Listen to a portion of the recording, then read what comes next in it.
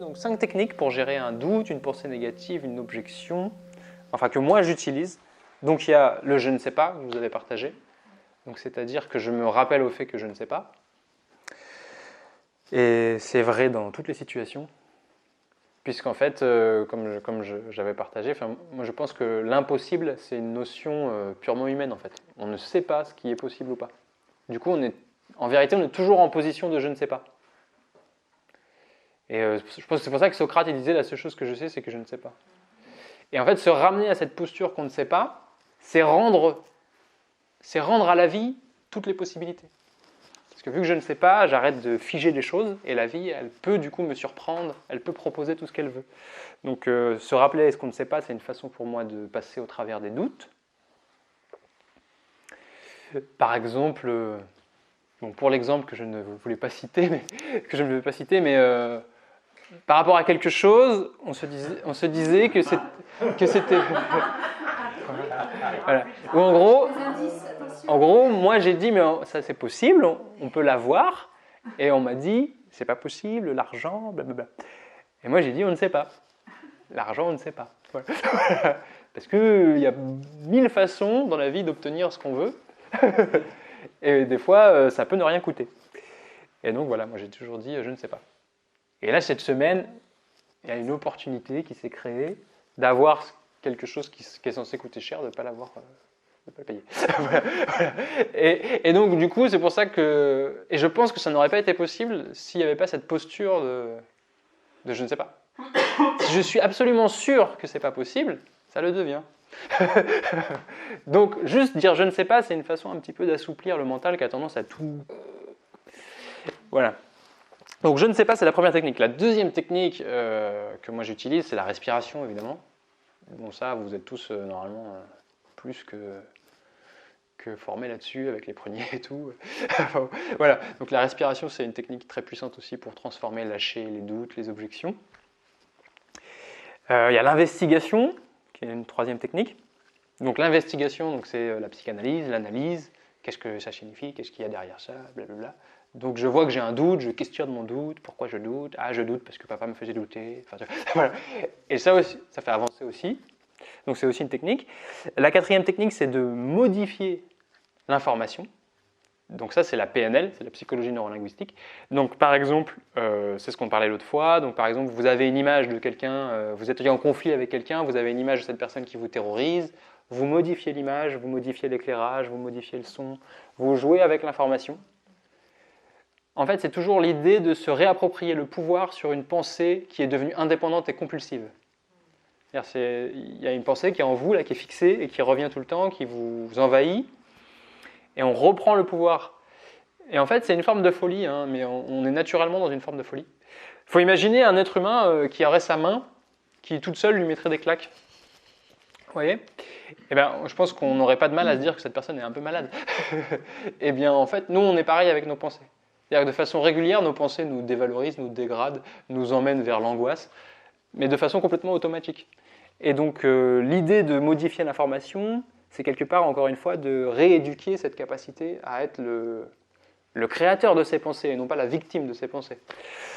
Voilà. Et la dernière méthode, et c'est celle qu'on va faire ensemble, c'est de jouer. De jouer, de mettre en scène. En fait, c'est une méthode très naturelle. C'est celle qui est utilisée dans les constellations familiales notamment, mais c'est aussi utilisé dans la méthode Gestalt, en Gestalt thérapie. C'est utilisé beaucoup en art-thérapie.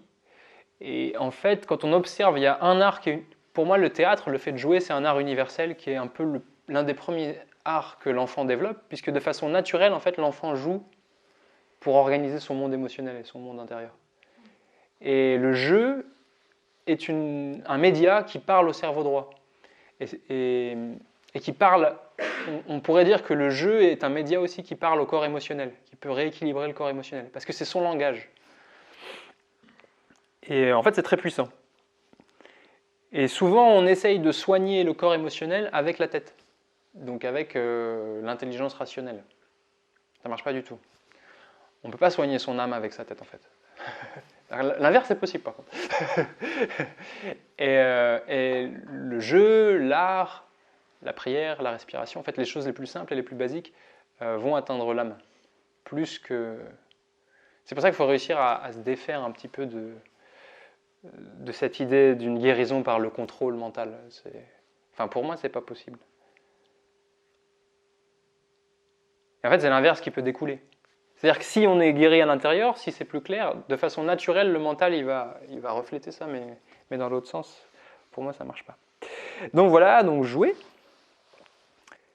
Ah oui, il y avait juste un truc, ça c'est plus une histoire de... C'est intéressant, je trouve, par rapport à cette idée d'intérieur et d'extérieur, et de ce qu'est la pensée. Par exemple, si vous pensez, je suis Simon, je suis Nadine, je suis Menu. Vous voyez ? Si vous le pensez dans votre tête, et si vous vous voyez vous-même dans votre tête. C'est intéressant de se dire qu'en fait, vous entendez à l'intérieur de vous une information. Donc par exemple, je dis je suis Simon. Vous entendez sans oreille, vous la dites sans bouche, vous la voyez sans yeux, mais néanmoins pour vous c'est réel et c'est opérant. Et en fait, cette dimension de la pensée qui est propre à l'homme, pour moi, elle est ce qu'on appelle le non manifesté dans le bouddhisme. Elle est un strate du non manifesté. C'est-à-dire que nous, on est en permanence dans cette dimension intérieure, en fait. Et pour moi, comme je disais, c'est comme un projecteur. C'est-à-dire qu'en fait, ce qu'on voit, un projecteur, par exemple, il va envoyer sur le mur une image. Et la plupart des gens, en fait, ce qu'ils font, si l'image elle est horrible, qu'elle leur fait peur ou quoi, ils essayent de peindre le mur. Sauf qu'en fait, pour changer ce qu'il y a sur le mur, il faut changer le diapositive. Voilà. Peindre le projecteur. Bah non, mais en fait, oui, mais en fait, le film qui continuera de se jouer, il continuera de se jouer. Même si tu as peint la lentille, même si tu as peint le mur. La seule chose, c'est que tu verras plus rien. Ouais. Et donc, il s'agit de changer le diapositif et non pas de s'attaquer à ce qui est projeté, en fait. Et en fait, ce que j'appelle la prière, c'est ça, c'est changer le diapositif, plutôt que de s'attaquer à ce qui est projeté. Et pour moi, la victoire dans la prière, c'est quand ta voix intérieure devient plus forte que toutes les voix extérieures. C'est-à-dire que, par exemple, même si tout autour de toi te dit que tu es pauvre, tu es capable de voir de la richesse autour de toi. Tu es capable de sentir de la richesse autour de toi. Et ça, c'est la victoire. Et à ce moment-là, petit à petit, le film, il va changer. Le film, il n'a pas le choix, en fait. En fait, c'est toi qui as le choix. Parce que le film, il n'est qu'un film. Mais c'est nous qui le faisons, en fait. Ok. Et pour moi, il y a aussi un rapport avec le jardinage. C'est-à-dire que nous, notre seul pouvoir, c'est de planter la graine. C'est le seul pouvoir que nous avons. Et d'empêcher, à la limite, qu'il y ait des conditions extérieures qui viennent d'enlever les mauvaises herbes. Donc nous, on peut semer la graine et enlever les mauvaises herbes. Tout le reste, un bon jardinier fait confiance en la terre.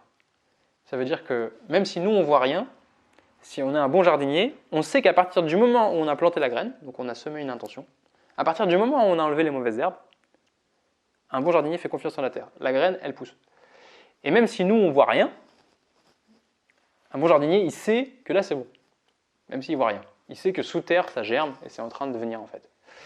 Et c'est un peu pareil. C'est-à-dire qu'à partir du moment où vous avez semé une intention claire, où vous avez ressenti cette intention comme étant vraie, où régulièrement vous enlevez les doutes, les mauvaises herbes, vous pouvez faire confiance en la terre, même si vous ne voyez rien, c'est en train de pousser. Ah ouais, voilà, puis juste pour finir.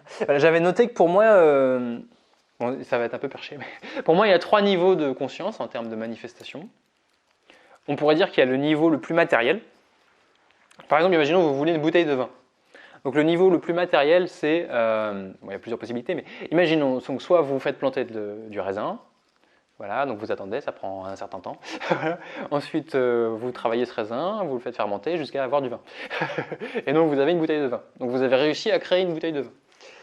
Voilà. Donc ça, on va dire que c'est le premier niveau où vous allez acheter une bouteille de vin. Mais ce qui revient même parce que voilà. Et donc ça, c'est vraiment la conscience matérielle. Donc tout passe par l'extérieur en fait. Et la plupart des gens en fait sont dans cette vision-là de l'univers. Il y a un deuxième niveau de conscience que j'appellerais la conscience attractive, intuitive, semi-spirituelle, c'est-à-dire un niveau de conscience qui accorde une certaine réalité à l'invisible. Et donc dans ce niveau de conscience-là, vous désirez une bouteille de vin, Vous y pensez, vous imaginez que vous buvez le vin, que c'est super agréable. Vous n'y pensez plus, et à un moment donné, un ami toque à la porte avec une bouteille de vin. Bonjour, ça va, comment ça va? Et voilà, donc là, vous êtes dans le deuxième niveau de conscience. Donc dans ce niveau de conscience-là, on reconnaît un certain pouvoir de l'esprit sur la matière.